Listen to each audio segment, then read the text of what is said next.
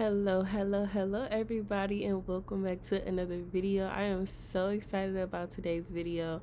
This is our 3 or 4 month update on Estelle's hair. I can't remember which one it was, but if you saw her last update, she needed quite a bit of a trim. Her hair was super dry and we were starting a new regimen. So in this video, I want to talk about the 3 months of time in between that update and this one, how our regimen was going, what I did to maintain and retain moisture in her hair, and what changes I want to make going forward. Also, how was the real life application of this regimen? Like, what did it look like? How did we keep it going? So the first clip that you saw in this video was before and after her wash. So she came in with like an old wash and go. We shampooed and blow dried her hair, and then this is the blow dry state. It already was looking so much better than it did when we did her last silk press.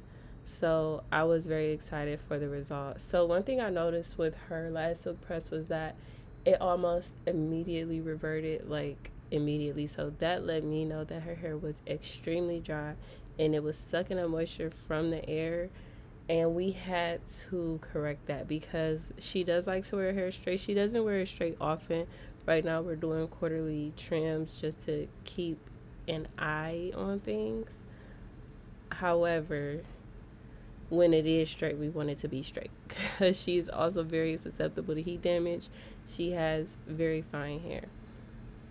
Moving on, we started this press, and like I said, I could see that her hair was already more moisturized than it was the last time, and we got right into it. One thing I like to do to kind of mitigate damage is I don't pass through each sectioning that I make. Each section is about a half an inch thick, and so that amount of direct heat can be damaging to hair as fine as hers is. So what I like to do is I go over the root a little, maybe 2 to 3 times, because that hair is obviously more resistant. I go over the root, and by the root I mean like the first 2 to 3 inches of her hair, and then I set it down. So you can see here the roots are straightened but the ends are not. And then once I've got enough hair, I'll section that into like 3 large sections and then follow through the flat iron through the ends of her hair. So you'll see what I'm trying to explain. And if you are not an audible learner, the visual should help you to understand what I'm saying. But it just helps to use less direct heat and kind of retain the health of those ends, because the ends are older hair and they're more susceptible to damage even more than the roots. So I just took a look through the archives, and the trim before this one was July 26th, and this one was on November 26th. So it was exactly 4 months of time in between these two silk presses or styles, whatever you want to call it.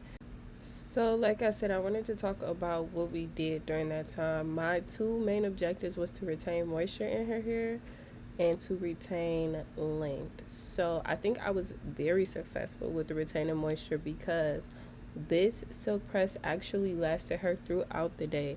Estelle sweats really bad in her head, so especially at nighttime.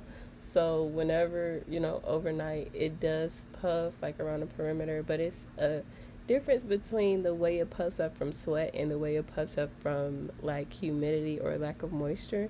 So I was able to kind of examine and see that the puffiness that she did get this time was not from her hair being overly dry. What we did, let's talk about that. So let me backtrack.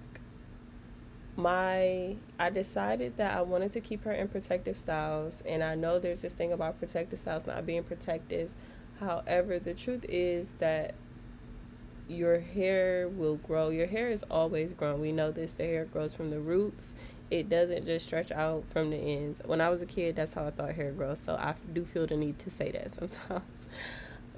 Your hair grows from the roots. So the objective when you want your hair to get longer is to maintain the ends of your hair so that it's not breaking off at the same rate that it's growing out of your scalp.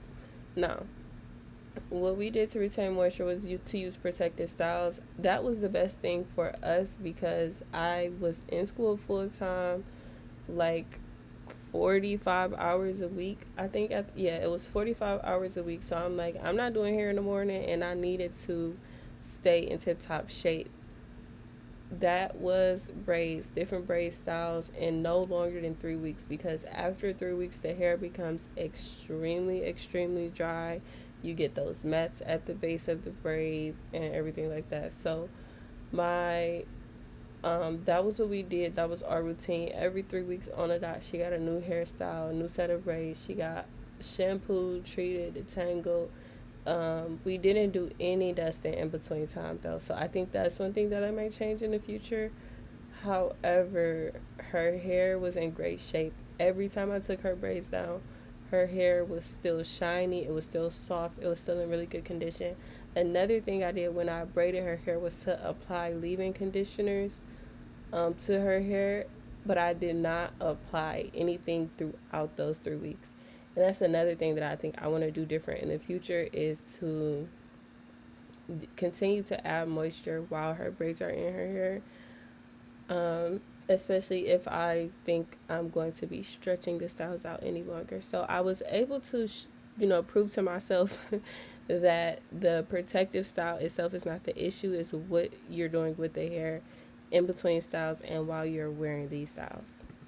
So I will go ahead and throw in a few pictures of the braid styles that she was wearing during this time, and then we can go ahead and talk about the updated regimen. I've already mentioned a few things that I want to do differently, but like I want to go overall what our plan is moving forward, because I am very particular about this. This is like my new obsession, is growing Estelle's hair past the length that it's been since she was like 3 years old. So moving forward, we're going to continue with the protective styles. I am going to do some styles that don't require weave. We're moving, well, it's still winter, but in a couple of months, it'll be springtime. So I want to get back into her wearing her twists, her mini twists, and like mini braids, hairstyles like that, so that I can do more to put moisture into her hair. With it being in braids, I really only have the time that I style her hair to impart moisture and the time that I take her hair down to impart moisture. So by removing the weave and doing styles like twists, I can have a weekly moisturizing routine and things of that nature. So we can, really get intense with the moisturizing and the hydrating of her hair. I want to do more of a cut in the future. So you will see that at the end of this video, you can see her ends. They aren't horrible, but they aren't great. It's not full through to the end. She could use more of a cut than a trim.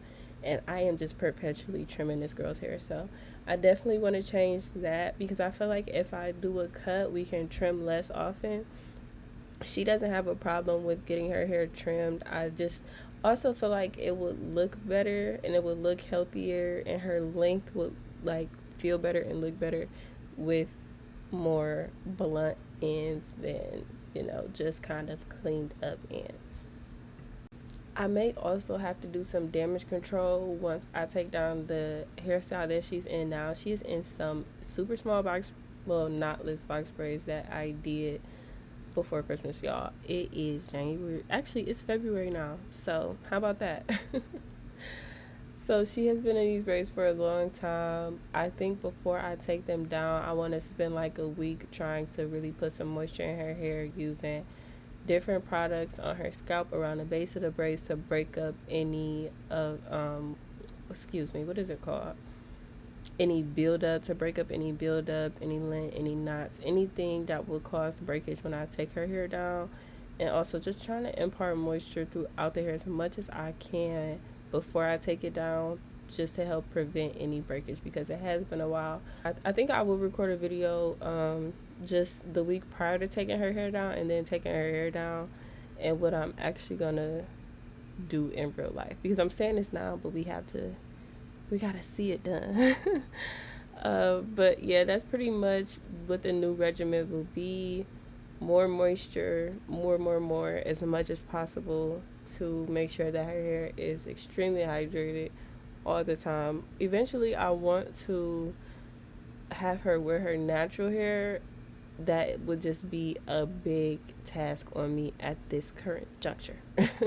So I want to do that one day. I would love to do it now, but with all of my other responsibilities and everything I have going on, I just don't have the time to devote to doing a wash and go and maintaining that in her hair. All right, so I'm gonna go ahead and get off of here and stop yapping at y'all. Y'all can look forward to the next episode's videos. Will be me taking down her hair. I have a video of one of her braid styles that she got done, and then by then we will have done her next update. The next one will be February. That will be our 3-month mark. So y'all can look forward to those upcoming videos. Please like and subscribe so you don't miss a thing, girl, because I will be here. Okay, you need to be here with me. If you are on a hair growth journey, let me know how it's going. Any other questions that you might have for me, that anything I can help you with to see the growth. And yeah, I will see y'all in the next one. Thanks so much for watching.